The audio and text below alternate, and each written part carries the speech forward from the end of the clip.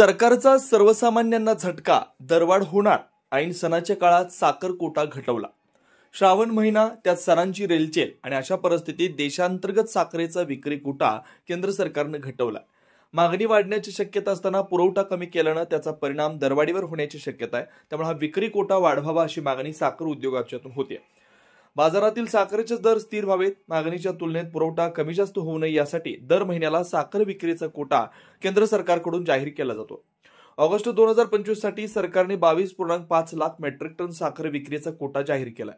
August 2024 मध्ये हाच Kota 21 lakh metric ton होता. सध्या श्रावण महिना सुरू आहे. या महिन्यात गणेशोत्सवासह अन्य महत्वाचे सण आहेत. या काळात साखरेच्या मागणीत अन्य महिन्यांच्या तुलनेत वाढ होते. विशेषतः महाराष्ट्र, कर्नाटक, गोवा आणि पश्चिम भारतात साखरेची मागणी मोठी असते. त्यात गणेशोत्सव यंदा लवकर येत असल्यानं ऑगस्टच्या शेवटच्या आठवड्यात मागणी वाढण्याची शक्यता आहे. जरी हा कोटा राष्ट्रीय स्तरावर संतुलित वाटत असला तरी स्थानिक बाजारपेठांमध्ये त्यामुळे तणाव निर्माण होऊ शकतो. व्यापारी व घाऊक ग्राहक यांच्याकडून ऑगस्ट पासून साखरेची साठवणूक करू शकतात. त्यामुळे किमतीत थोडी वाढ होण्याची शक्यता आहे. तसे झाले तर पुन्हा अप्रत्यक्षरित्या महागाई वाढण्याचा संदेश जातो. त्यामुळे सणाच्या काळात तरी हा साखरेचा कोटा वाढवून मिळावा अशी साखर उद्योगांची मागणी आहे.